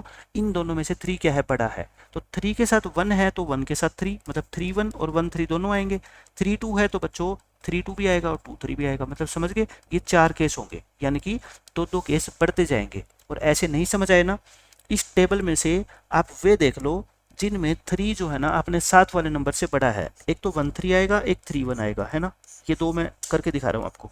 फिर उसके बाद 2 3 आएगा और 3 2 आएगा। ये 4 केस ऐसे हैं जिनमें 3 आएगा और 3 अपने साथ वाले नंबर से बड़ा होगा। इसमें देखो 3 4 से बड़ा नहीं है, 3 5 से बड़ा नहीं है। तो फिर समझ गए आप ये 4 केस कैसे हुए। अब आप मेरे को बताओ x इज इक्वल टू 4 की प्रोबेबिलिटी क्या होगी, यानी कि probability of the larger number is 4। दोनों में से 4 बड़ा होना चाहिए। तो बच्चों कौन कौन से केस आएंगे? 4 के साथ देखो 1 भी आ सकता है ना। 4 के साथ 2 का पेयर भी बन सकता है, इन दोनों में से भी 4 बड़ा है। और 4 के साथ 3 का पेयर भी बन सकता है। अब आप समझ गए ना, एक चीज समझ आनी चाहिए बस। तो इसकी प्रोबेबिलिटी कितनी होगी? 6/30। अब मैं निकालता हूँ probability of x is equal to 5, यानी कि probability of the larger number is 5। अब आप खुद समझ गए 5 बड़ा होना चाहिए। तो 5 के साथ 1 भी आ सकता है, 2 भी, 3 भी और 4 भी, और दो दो पेयर बनेंगे, है ना। 5 1 तो 1 5, तो कितने होंगे? 8 होंगे, यानी कि दो दो बढ़ाते जाओ। 2 4 6 8 और अगली बार कितना आएगा? 10 आएगा। The larger number is 6। 6 बड़ा होना चाहिए, तो दूसरा नंबर कोई भी आ सकता है। 6 तो सबसे ही बड़ा होता है ना। तो यानी कि कितने आएंगे आपके बच्चों? 10/30। 6 आना चाहिए और 6 उन दोनों में बड़ा होना चाहिए। ये सारी प्रोबेबिलिटी निकाल दी। तो उसके बाद तो बच्चों का खेल हो गया। अब हमारे को क्या बनाना है? डिस्ट्रीब्यूशन बना देंगे, प्रोबेबिलिटी डिस्ट्रीब्यूशन। अपने को तो मीन ही तो निकालना है। मीन के लिए प्रोबेबिलिटी निकालना ही तो इम्पोर्टेंट है। एक्स की वैल्यू कितनी है बच्चों? 2, फिर 3, फिर 4, फिर 5, फिर 6। इनकी प्रोबेबिलिटी कितनी है? देखो नीचे डिनोमिनेटर में कभी भी काटता इसलिए नहीं क्योंकि मल्टीप्लाई करना और फिर ऐड करना है उनको, तो आसान हो जाएगा। ये आ गया। अब हमें क्या निकालना है? मीन, यानी कि expected value EX, expected value of random variable x। क्या करते हैं? मीन का formula sigma xi into PI। इनकी सबकी मल्टीप्लाई कर लो। देखो मल्टीप्लाई करोगे तो नीचे तो कितना आएगा? 30। न्यूमिरेटर की न्यूमिरेटर से मल्टीप्लाई करो। 2 2 जा 4, यहाँ पे 3 4 जा कितना आ गया? 12, और ये कितना आ गया बच्चों आपका? 24। ये आएगा 40 और ये आएगा आपका 60। तो कितना आ गया ऊपर? 100 124 136 140। 140/30, 0 से 0 काट दो, 14/3। इस क्वेश्चन का क्या आ जाएगा? आंसर आएगा। तो बिल्कुल ही आसान क्वेश्चन था ये। तो आपको बस समझना था कि क्वेश्चन की लैंग्वेज क्या कहना चाहती है। इस क्वेश्चन में देखो क्या बोलता है, x डिनोट करता है the sum of the numbers obtained when 2 fair die are rolled, यानी कि 2 डाइस को उछाला जाता है तो उसके ऊपर देखो दोनों नंबर का क्या आएगा? सम आएगा। ऐसा क्वेश्चन हमने किया है एग्जांपल्स के अंदर। तो उनका आपको मीन भी निकालना है, वेरिएंस भी निकालना है और स्टैंडर्ड डेविएशन। मीन पोल नहीं रखा लेकिन मीन तो अपने को निकालना ही पड़ेगा। तो अब मैं डायरेक्ट लिख रहा हूँ, लेट कर लो। x डिनोट करता है, किस चीज को डिनोट करता है? Sum of the numbers on 2 dice, यानी 2 डाइस जो उछालेंगे उसके ऊपर जो जो नंबर्स का सम आएगा वो डिनोट करता है x। तो x की वैल्यू 2 हो सकती है, 3 4, क्योंकि सम कहाँ से कहाँ तक? 2 से 12 तक हो सकता है, 8 9 10 11 12। ये क्वेश्चन हम एग्जाम्पल्स के अंदर कर चुके हैं। एज इट इज मैं आपको टेबल बना के दिखा देता हूँ, बस सीधी है ना।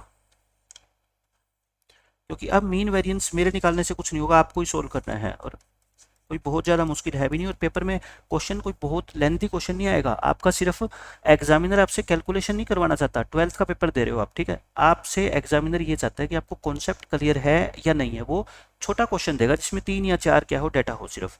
एक्स की वैल्यू देखो 2 है, 3 है, फिर 4 है, 5 है, 6 7 8 9 10 11 और कितनी आगे बच्चों? 12। अब हम क्या करेंगे? इनकी प्रोबेबिलिटी बताओ कितनी होती है? 2 के फेवर में एक केस होता है, फिर यहाँ पे 2 होते हैं, मैंने बताया था ना। 3 4 5 6 तक लिख के फिर उल्टी गिनती लिख दिया करो, 1 2 3 4 5, और सबके नीचे क्या लगा दो बच्चों? 36। तो आई थिंक अब आप इस क्वेश्चन को आराम से सोल्व कर लोगे, क्योंकि अब तो टेबल बन गई। उसके बाद मीन का फॉर्मूला पता है आपको, वेरिएंस का फॉर्मूला पता है, स्टैंडर्ड डेविएशन का पता है, आसानी से क्वेश्चन सोल्व हो जाएगा। अब देखो ये क्वेश्चन नंबर 14। इस क्वेश्चन का जस्ट मैं आपको मीनिंग बताता हूँ पहले, ठीक है, उसके बाद आपने खुद सोल्व करना है। मैं क्या करता हूँ, प्रोबेबिलिटी डिस्ट्रीब्यूशन बना के मैं आपको दे देता हूँ, क्योंकि उसके बाद आपको सिर्फ फॉर्मूला लगाना है। इसमें कहता है एक क्लास के अंदर 15 स्टूडेंट है और इन 15 स्टूडेंट्स की एजेस दे रखी है अपने को, है ना, यहाँ तक ये 15 स्टूडेंट है। एक स्टूडेंट सेलेक्ट किया गया in such a manner that each has the same chance of being chosen, मतलब कि इन 15 में से हर एक स्टूडेंट को सिलेक्ट करने के चांस इक्वल है, मतलब कि कोई भेदभाव नहीं करेगा टीचर कि 15 में से इस 17 वाले को हम चूज करेंगे या इसको नहीं, सबका चांस इक्वल है। और x क्या डिनोट करता है बच्चों, and the age x of the selected student is recorded, यानी कि x डिनोट करता है जो स्टूडेंट सेलेक्ट किया गया है उसकी एज, ये एज ही तो है देखो सब स्टूडेंट की, तो यहाँ पे x क्या करता है बच्चों, denote the age of the selected student. बस रैंडम वेरिएबल अपने को पता लगी गया क्या डिनोट करता है, उसके बाद तो वही क्वेश्चन में कहा गया प्रोबेबिलिटी डिस्ट्रीब्यूशन बनाओ और फिर उसकी मीन वेरिएंस स्टैंडर्ड डेविएशन निकालो। अब आप मेरे को बस ये बता दो, अगर x इस एज को रिप्रेजेंट करता है तो x की वैल्यू क्या क्या हो सकती है, मतलब कि जो स्टूडेंट की एज होगी ना वो x की वैल्यू होगी। अब इनमें स्टूडेंट की एज देखो 14 है तो x की वैल्यू 14 भी हो सकती है। अच्छा 14 देखो कितनी बार है, 1 2, है ना, ये 2 बार है। इस तरह से मैं क्या करता हूँ साथ साथ में काउंट कर लेता हूँ, मैं टेबल बना देता हूँ साथ साथ में, ताकि ना बार बार मेरे को ना बनानी पड़े वो टेबल। ये मैं टेबल बना रहा हूँ, ऊपर x और नीचे क्या लिख रहा हूँ px। ऊपर मैं क्या लिख रहा हूँ बच्चों 14, एज 14 भी है, आप देखोगे तो नंबर 15 भी मिलेगा आपको, 16 भी मिलेगा, 17 भी मिलेगा, 18 भी है इनमें, 19 भी है, 20 भी है और 21 लास्ट है। अब आप देखो एज 14 है, ऐसे कितने स्टूडेंट है बच्चों 14 वाले, साथ साथ में काउंट कर लो, ऐसे 2 बच्चे हैं, ठीक है। एज 15 है, एक और एज 15 वाला एक ही बच्चा है। एज 16 है, देखो 16 वाले कितने बच्चे हैं, एक बच्चा है और ये 2 बच्चे हैं, क्योंकि साथ साथ लिखोगे ना फिर मिस्टेक नहीं होगी। एज 17 है, एक 2 और ये 3 बच्चे हैं। एज 18 है, 18 वाले देखो बच्चों एक है, एक बच्चा है। 19 है एज जिसकी, एक बच्चा ये रहा और एक बच्चा ये रहा, और भी है क्या, 19 वाले 2। 20 वाले कितने हो गए, 1 2 और 3 20 वाले हो गए, और 21 वाला एक बच्चा, देखो सब अंडरलाइन हो गए। और यहाँ से काउंट भी कर लो, इन सबको काउंट करोगे तो ये 15 हो गए, है ना। मतलब कहने का ये है, आपका क्वेश्चन ये बन गया अब कि इन 15 में से आपने एक बच्चा सिलेक्ट करना है, उसकी एज 14 ईयर होगी, उसकी प्रोबेबिलिटी बताओ। तो आप कहोगे सर इन 15 में से 2 बच्चे ऐसे हैं जिनकी एज 14 ईयर होगी, तो इसकी प्रोबेबिलिटी कितनी होगी, 2/15। अब आप समझ गए, सबके नीचे क्या लगा दो, 15 लगा दो। तो मेरे को बस प्रोबेबिलिटी डिस्ट्रीब्यूशन बताना था, वो मैंने आपको बता दिया। आप इस क्वेश्चन को ऐसे समझो कि आपके पास ये 15 कार्ड है, क्या है बच्चों, कार्ड है, इनके ऊपर ये नंबर लिखे हुए हैं।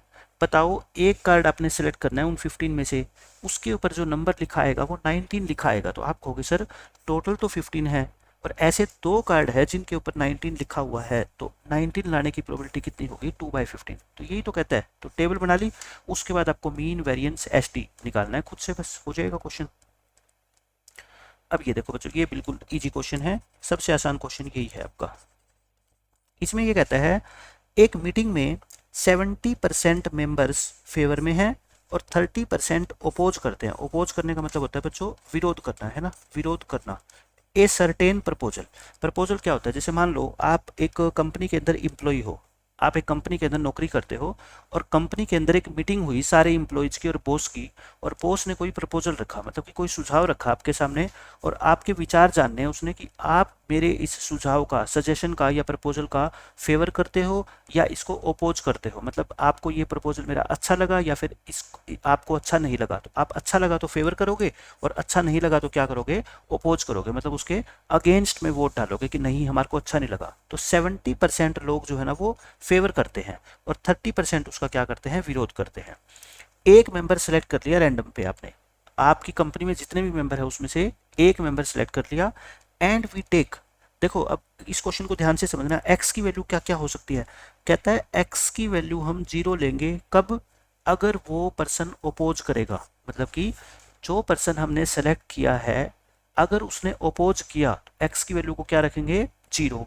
अगर उसने फेवर में किया, हमारे फेवर में काम किया, तो हम x को क्या लिखेंगे, 1। अब आप खुद सोचो, जो पर्सन हम सिलेक्ट करेंगे या तो वो फेवर करेगा या वो अपोज करेगा, फेवर करेगा तो 1 लिख देंगे एक्स की वैल्यू, ओपोज करेगा तो 0 लिख देंगे। तो एक्स की वैल्यू क्या हो सकती है बताओ, 0। अकॉर्डिंग टू क्वेश्चन एक्स की वैल्यू क्या हो सकती है, या तो 0 होगी और या फिर क्या होगी 1, क्योंकि या तो फेवर करेंगे या ओपोज करेंगे। आपको मीन निकालना है और क्या निकालना है, वेरिएंस निकालना है, बस क्वेश्चन खत्म। अब देखो probability of x is equal to 0 निकालनी है। इसका मतलब बच्चों 0 कब लिखेंगे, जब वो ओपोज करेगा। तो प्रोबेबिलिटी दैट ही ओपोजिज, कि वो पर्सन क्या करता है, ओपोज करता है। और ओपोज करने के चांस कितने हैं बच्चों, 30%, यानी कि 30/100 मतलब कि 3/10। फिर x इज इक्वल टू 1 की 1 का मतलब क्या है बच्चों, प्रोबेबिलिटी निकालनी है दैट ही फेवर्स, कि वो हमारे प्रपोजल की क्या करता है, फेवर करता है। उसके चांस कितने हैं, 70%, 70/100 यानी 7/10 लिख दिया मैंने। अब आपको क्या बनाना है, प्रोबेबिलिटी डिस्ट्रीब्यूशन। प्रोबेबिलिटी डिस्ट्रीब्यूशन बना देते हैं, ये लो ये प्रोबेबिलिटी डिस्ट्रीब्यूशन बन गया। ऊपर क्या लिख दो बच्चों, x, नीचे प्रोबेबिलिटी ऑफ x, यहाँ पे 0 और यहाँ पे 1। 0 की प्रोबेबिलिटी है 3/10 और इसकी प्रोबेबिलिटी कितनी है, 7/10। डिस्ट्रीब्यूशन का रूल क्या होता है कि इन दोनों प्रोबेबिलिटी को ऐड करोगे तो आंसर हमेशा 1 आएगा, और यही आपको चेक करने का तरीका है। अब हम क्या निकालेंगे बताओ, इसका मीन। मीन का फॉर्मूला या एक्सपेक्टेशन या एक्सपेक्टेड वैल्यू क्या होता है, समीशन xi pi। इनकी मल्टीप्लाई करो, 0 की मल्टीप्लाई किसी से भी करो 0, 1 की मल्टीप्लाई करोगे 7/10 यानी कि 7/10, और 7/10 को क्या लिखते हैं, 0.7। मीन कितना आ गया बच्चों, 0.7 आ गया, ठीक है। अब हमें क्या निकालना है, वेरिएंस। अच्छा देखो पॉइंट में आंसर आ गया, वेरिएंस निकालने का सबसे अच्छा तरीका क्या है, सेकंड मेथड। वेरिएंस निकालने का ये मेथड बहुत काम का है। क्या होता है ये मेथड आपका, ई of x square minus E x का होल स्क्वेयर, यानी कि ई एक्स तो होता है मीन, ये तो हम निकाल ही चुके। इसका मतलब होता है बच्चों मीन निकालना है, लेकिन एक्स का नहीं, एक्स स्क्वेयर का। तो आप क्या करो, इस टेबल को वर्टिकल फॉर्म में बना लो। ये लो यहाँ पे हमने बना ली वर्टिकल फॉर्म में टेबल। ये क्या था 0 और ये क्या था 1। 0 की प्रोबेबिलिटी थी 3/10 और इसकी प्रोबेबिलिटी थी बच्चों कितनी, 7/10। अब हम क्या निकालेंगे, यहाँ पे एक्स स्क्वेयर निकालेंगे। हम क्या निकालेंगे बच्चों, एक्स स्क्वेयर। एक्स स्क्वेयर निकालो, 0 का स्क्वेयर होता है 0 और 1 का स्क्वेयर कितना होता है 1। आप कंफ्यूज मत होना, ये 1 का स्क्वेयर है और ये 0 का स्क्वेयर है, ठीक है, ये हो गया। फिर हम क्या करते हैं, इसकी मल्टीप्लाई एक्स स्क्वेयर की करेंगे किससे, पी एक्स से, यानी कि पी आई से। करो मल्टीप्लाई, 0 की मल्टीप्लाई करो और 7/10 की 1 से करोगे तो यही आएगा, ठीक है। तो मैं अब आपको बताता हूँ, अब आप निकालोगे क्या, पी नहीं सॉरी प्रोबेबिलिटी निकाल रहे हैं हम, क्या निकाल रहे हैं, पी निकाल रहे हैं। तो ई ऑफ एक्स स्क्वेयर, यानी कि इसको और इसको क्या कर दो आप, ऐड कर दो, बस यही तो होता है। ये कितना आ गया, 7/10। लेकिन अपने को क्या निकालना है बच्चों, वेरिएंस। और वेरिएंस का फॉर्मूला देखो ऊपर लिखा हुआ है ना, ई एक्स स्क्वेयर, ये कितना है 7/10 का 7/10, और ई एक्स का होल स्क्वेयर, पीछे देखो पलट के, ई एक्स कितना आया था बच्चों 7/10, और ये क्या है आपका 7/10 का होल स्क्वेयर। अब ये मत समझना कि ये कट जाएंगे 0 आ जाएगा, नहीं, ये 7/10 है, ये 49/100 है, क्योंकि 7/10 का स्क्वेयर ये होता है ना। अच्छा इसको आप क्या कर लो, ऊपर नीचे 0 लगा लो। 0 क्यों लगाया, ताकि एलसीएम लेना मेरे लिए आसान हो जाए। 21/100 आ गया, और 21/100 को क्या बोलते हैं, 0.21। तो देखो कितना आसान क्वेश्चन था, हो गया खत्म। अब देखो बच्चों 2 क्वेश्चन आपके और रह गए objective question. The mean of the numbers obtained on throwing a die having return 1 on 3 faces, 2 on 2 faces and 5 on 1 face. बच्चों देखो क्या होता है, जैसे हम डाइस को उछालते हैं तो उसमें 1 2 3 4 5 6 लिखे होते हैं, लेकिन कहता है ये डाई ऐसा नहीं है, इसको हमने अपने हिसाब से बना रखा है। जैसे आपने मिट्टी से एक क्या बना दिया, डाई बना दिया और ऐसा बना दिया, बाद में आपने उस पर कलर कर दिया और कलर के साथ क्या लिख दिया, 1 लिखा हुआ है 3 फेस पे, है ना, और 2 लिखा हुआ है 2 फेस पे, और 5 लिखा हुआ है 1 फेस पे, मतलब कि ये डाई बना दिया। और अब आप इस डाइस को उछालोगे तो क्या क्या आ सकता है बच्चों, या तो 1 आ सकता है, या 2 आ सकता है, और या फिर क्या आ सकता है 5, और तो कुछ आ ही नहीं सकता। क्या लिखेंगे हम, लेट कर लो, एक्स डिनोट करता है बच्चों किसको, द नंबर ऑब्टेन्ड, यानी कि जो डाइस को उछालने पे नंबर आएगा, the number obtained when we throw this die, यही होता है। अगर ये एक अनबायस्ड डाई होता तो हम x को क्या लिखते हैं, 1 2 3 4 5 6, लेकिन यहाँ पे 1 2 और 5 ही है। So x can take the values 1 2 और 5। अब बताओ probability of x is equal to 1, यानी कि इस डाइस को आप उछालो, 1 लाने के चांस, नीचे तो 6 लिखोगे, 1 कितनी जगह है, 3 जगह है। Probability of x is equal to 2, 2 लेके आने हैं तो 2/6 आ जाएगी, क्योंकि 2 2 टाइम्स है। Probability of x is equal to 5 तो एक ही जगह लिखा हुआ है तो कितनी आ जाएगी प्रोबेबिलिटी बच्चों 1/6। ये आगे टेबल बना लो। अब देखो अब आप क्या बना लो, टेबल बना लो, यानी कि प्रोबेबिलिटी डिस्ट्रीब्यूशन बना लो। प्रोबेबिलिटी डिस्ट्रीब्यूशन, ये x है, ये px है। Probability distribution is given by, इसकी ये वैल्यू क्या थी आपकी 1, फिर 2 और ये 5। इसकी प्रोबेबिलिटी कितनी है 3/6, इसकी है बच्चों 2/6 और इसकी है 1/6। आपको क्या निकालना है बताओ, मीन निकालना है। मीन का फॉर्मूला क्या होता है, इन दोनों को सिर्फ मल्टीप्लाई करके ऐड करना है। 3/6 इसको 2 से मल्टीप्लाई करोगे 2 2 जा 4, 4/6 और इसको करोगे तो कितना आएगा आपका 5/6। ऊपर कितना आएगा 12/6, 12/6 कितना होता है 2। और ये क्वेश्चन आपने जो मैंने ये टॉपिक स्टार्ट कराया था ना मीन वेरिएंस का, इसके बिल्कुल स्टार्टिंग में एग्जांपल दिया था आपको, वहाँ पे मीन निकाला था 2 और इसका जो वेरिएंस आएगा वो भी कितना आएगा बच्चों 2 आएगा। ठीक है, अब ये क्वेश्चन देखो, ये मैंने आपको बताया था जो क्वेश्चन हमने स्टार्ट किया था करवाना, एग्जाम्पल नंबर 29 था आई थिंक वो, तो मैंने आपको बताया था कि ये same as it is question है ना, एग्जाम्पल नंबर 29। बस वहाँ पे एसिज की जगह क्या थे बच्चों, किंग थे, है ना। आपको पता है किंग भी 4 होते हैं और एसिज भी 4 होते हैं, बिल्कुल कोई भी फर्क नहीं है, एज इट इज वही क्वेश्चन है। अच्छा, इसमें कहीं पे भी ये नहीं दे रखा है ये 2 कार्ड जो आपने निकाले हैं वो विद रिप्लेसमेंट है या विदाउट रिप्लेसमेंट है। तो आपको हमेशा ही क्या मानना है, विदाउट रिप्लेसमेंट। मैंने बहुत बार बताया प्रोबेबिलिटी में विद रिप्लेसमेंट सिर्फ तभी माना जाएगा जब स्पेशली गिवन हो। अगर कुछ भी ना लिखा हुआ हो तो क्या मानेंगे उसको, विदाउट रिप्लेसमेंट मानेंगे। ठीक है, एग्जाम्पल नंबर 29 बिल्कुल एज इट इज, उस क्वेश्चन का आंसर कितना था 2/13। यहाँ पे भी ई एक्स यानी कि आपको मीन निकालना है, तो मीन कितना होगा आपका 2/13। ठीक है, मैंने एग्जाम्पल कराया था तब भी बताया था कि एज इट इज बिल्कुल वही क्वेश्चन है ये। तो ये आपकी होगी बच्चों 13 पॉइंट एक्सरसाइज कंप्लीट। हालांकि ये 10 से लेके जो क्वेश्चन है आपके कहाँ तक 17 तक, ये इतने इंपॉर्टेंट हम एग्जाम के लिए नहीं कह सकते, लेकिन फिर भी अगर मान लो 3 नंबर का क्वेश्चन पेपर में आ गया तो आपको छोड़ना नहीं है, क्योंकि क्वेश्चन में कुछ है ही नहीं, सिर्फ 2 फॉर्मूले आपको याद करने हैं और उनकी प्रैक्टिस कर लो, क्वेश्चन आपका आराम से सोल्व हो जाएगा। ठीक है, मिलते हैं नेक्स्ट लेक्चर में, बाय बाय, टेक केयर।